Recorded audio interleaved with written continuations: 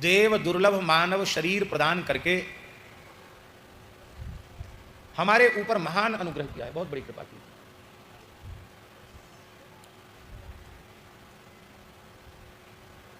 शरीर के संबंध में लिखा है सर्वार्थ संभवो देहा।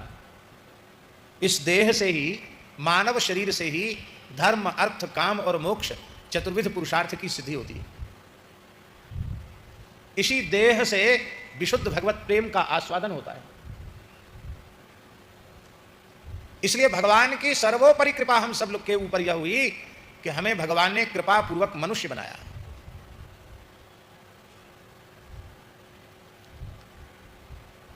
मनुष्य भी भगवान हमको ऐसे म्लेच्छ क्षेत्रों में बना देते जहां धर्म और सदाचार है ही नहीं, जहां के कल्पित मतपंथ न तो इस लोक में हमारे कल्याण की गारंटी ले सकते हैं, और जब इस लोक में ही हमारे कल्याण की गारंटी नहीं है तो परलोक में हमारा क्या कल्याण हो गया, इसकी तो कोई चर्चा ही नहीं। अब हम उन अलग अलग मतपंथों का नाम जानते हुए भी नहीं ले रहे हैं जिनके मत में मोक्ष का अस्तित्व ही नहीं है।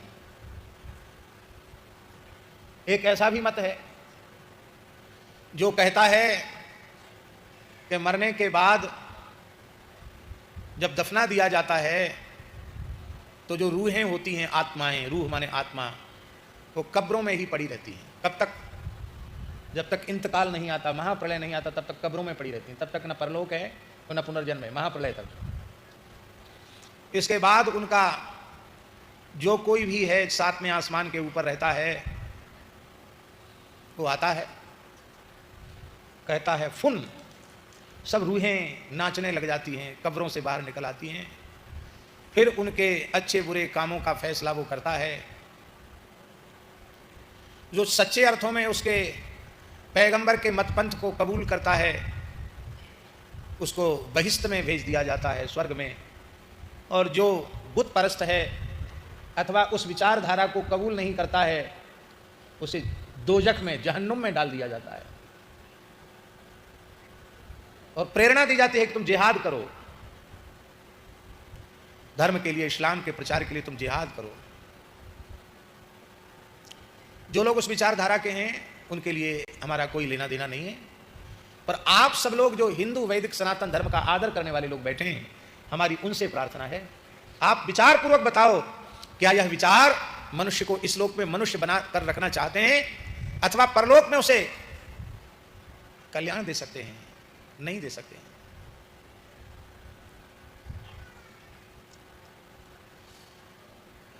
दूसरा एक मत है, वो भी मोक्ष को स्वर्ग तक ही मानता है। स्वर्ग से ऊपर कोई चीज है, सालोक्य, सारूप्य, सामीप्य, सायुज्य, ऐकत्व, यह भी कुछ है, ये सब कुछ नहीं जानता वो भी है। और भी हैं, सबके नाम नहीं लेने। उन मतों का, उन पंथों का आश्रय लेकर न तो आपका यह लोक सुधर सकता है, ना आपका परलोक सुधर सकता है। इसलिए भगवान ने कितनी बड़ी कृपा करुणा की कि हमें धर्म प्राण भारतवर्ष की पवित्र धरती पर, उसमें भी महाराष्ट्र जो संतों की भूमि है, छत्रपति शिवाजी जैसे महान, हम तो ऐसा अनुभव करते हैं कहीं भगवान शिव ने ही तो अपना कोई शक्तिपुंज छत्रपति शिवाजी के रूप में नहीं भेजा। संपूर्ण चरित्र देखो तो उनकी इस कालाष्टमी करें नकारात्मक शक्तियों का नाश और पाए मां बगलामुखी व प्रत्यंगिरा का अटूट दिव्य कवच। हिंदू धर्म में प्रत्येक माह के कृष्ण पक्ष की उनकी प्रजावत्सलता, उनकी नीति निपुणता, उनकी शूरता, उनकी वीरता, उनका भारतवर्ष की मिट्टी के प्रति प्रेम और वैदिक सनातन धर्म के विरोधियों के प्रति उनका जो कोप, उनका जो शौर्य, इतिहास उठाने से दूसरा कोई उदाहरण उपलब्ध नहीं होता। प्राणों से प्रेम सबको होता है, शरीर से प्रेम सबको होता है। उन दुष्ट म्लेच्छों ने बलात् इस्लाम को कबूल कराने के लिए छत्रपति शिवाजी के तेज, ओज और शौर्य के साक्षात प्रतिमूर्ति संभाजी को कितनी यातनाएं दी। पूना में जब पूज्य स्वामी श्री गोविंद देव गिरी जी के यहाँ उनके अमृत महोत्सव में कथा थी तो वहां पास में ही संभाजी का बलिदान स्थल था। हम बहुत व्यस्तता थी, नहीं जा पाए, बहुत विराट उत्सव था वहां। दूर से ही हमने उस स्थल को प्रणाम किया, लेकिन जैसा लोगों ने सुनाया तो हमारे रोंगटे खड़े हो गए। नहीं, लोग सोचते भैया प्राण बचा रहे हैं, नख खींचे जा रहे हैं, चमड़ी खींची जा रही है, नमक डाला जा रहा है, आंख फोड़ी जा रही है, फिर भी वह दिव्य महापुरुष कहता है कि किसी भी अवस्था में तुम्हारी विचारधारा को हम स्वीकार नहीं कर सकते हैं, क्योंकि तुम्हारी विचारधारा मनुष्य का सर्वनाश करने वाली है, और हम जिस विचारधारा में पैदा हुए हैं उसमें इसलोक और परलोक में हमारा परम कल्याण होगा, इसका हमें दृढ़ विश्वास है। स्वीकार नहीं किया। आज दुख की बात है कि ऐसे पवित्र वैदिक हिंदू सनातन धर्म में हमारा जन्म हुआ, आज ऐसा कोई अत्याचार हमारे ऊपर नहीं हो रहा है, ऐसा कोई हठात बलात् हमारे धर्मांतरण का कोई प्रयास नहीं कर रहा है, फिर भी दुख की बात है कि इस पवित्र हिंदू धर्म में पैदा होने वाले लोग भी धर्मांतरित होते जा रहे हैं। यद्यपि मेरे विचार से धर्मांतरित होना यह शब्द भी बहुत ही अनुचित शब्द है एकदम, क्योंकि धर्मांतरित हो न तब न धर्मांतरित हो। जिसको धर्मांतरण कहा जा रहा है यथार्थ में वह धर्म है ही नहीं। धर्म की परिभाषा क्या है मीमांसकों के अनुसार? यतोभ्युदय निःश्रेयस सिद्धि सधर्म। धर्म का लक्षण है यतोभ्युदय निःश्रेयस सिद्धि ही सधर्म, जिसका आचरण करने से मनुष्य का अभ्युदय हो, सर्वांगीण उन्नति हो, विकास हो। केवल भौतिक विकास नहीं, आध्यात्मिक विकास हो, दैवी गुणों का विकास हो, आसुरी संपत्ति नहीं दैवी संपत्ति प्राप्त हो। दैवी संपत्ति विमोक्षाय निबंधाय आसुरी मता। दैवी संपत्ति का अधिकारी वह बने, यह है वस्तुतः मनुष्य का अभ्युदय। और निःश्रेयस किसको कहते हैं? परम कल्याण का नाम है निःश्रेयस।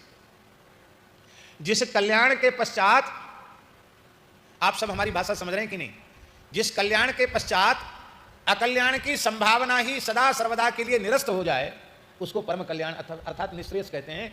और वह निःश्रेयस भगवान शिव के चरण कमलों की प्राप्ति, भगवान पंढरीनाथ के चरण कमलों की प्राप्ति, उनके नित्य धाम की प्राप्ति, उनके नित्य कैंकर्य की प्राप्ति, उनके परम प्रेम की प्राप्ति, उनके स्वरूप बोध की प्राप्ति, इसी का नाम है निःश्रेयस, इसी का नाम है कल्याण। ये दोनों चीजें उस मत पंथ में नहीं है, इसलिए वो धर्म के छल से अधर्म ही है। वो धर्मांतरण नहीं है, वो अधर्मांतरण है, अधर्म की ओर ले जाना है। और पुनः अपनी विचारधारा में आना, ये धर्मांतरण नहीं है। वस्तुतः इस पृथ्वी पर सनातन काल से एक ही वैदिक सनातन धर्म रहा है, और अंत में भी एक ही सनातन वैदिक धर्म रहेगा। इसलिए जो अवैदिक मतपंथ बीच में आ गए हैं, उन विचारधाराओं से हट करके पुनः अपनी मूल विचारधारा में आना, ये धर्मांतरण नहीं है, ये अपने स्वरूप में प्रतिष्ठित होना है, अपने जाति में, अपने धर्म में प्रतिष्ठित होना है। ये विचार, ये विवेक लोगों के मन में होना चाहिए। लेकिन आज स्वामी जी ने बताया कि इस क्षेत्र में भी धर्मांतरण भी तेजी से हो रहा है, और ईसाईकरण भी बहुत तेजी से हो रहा है। ईसाई मिशनरियां गांव-गांव में घूम करके काम कर रही है।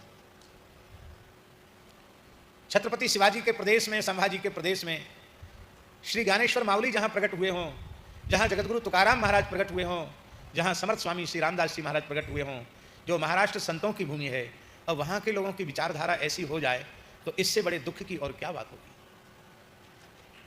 इसलिए हमारी आप सबसे एक प्रार्थना है, विनम्र प्रार्थना है, कि पहले तो आप यह अपने मन में पक्का कर लें कि भगवान की हमारे ऊपर महती कृपा है कि हम मनुष्य बने, मनुष्य में भी भारतीय बने, भारतीय में भी महाराष्ट्र की धरती पर हमारा जन्म हुआ, संतों की धरती पर हमारा जन्म हुआ। हम किसी भी अवस्था में पहुंच जाएं, चाहे जैसा भौतिक व्यवहारिक कष्ट हमारे जीवन में आवे, और चाहे जितना बड़ा प्रलोभन आवे, हम किसी भी अवस्था में वैदिक हिंदू सनातन मत को, परंपरा को, धर्म को त्यागेंगे नहीं। जहां हम पैदा हुए हैं, शान से उसी धर्म का आचरण करते करते स्वधर्मे निधनम श्रेयः परधर्मो भयावहः, हम उसी धर्म में पैदा हुए, उसी धर्म में मरेंगे।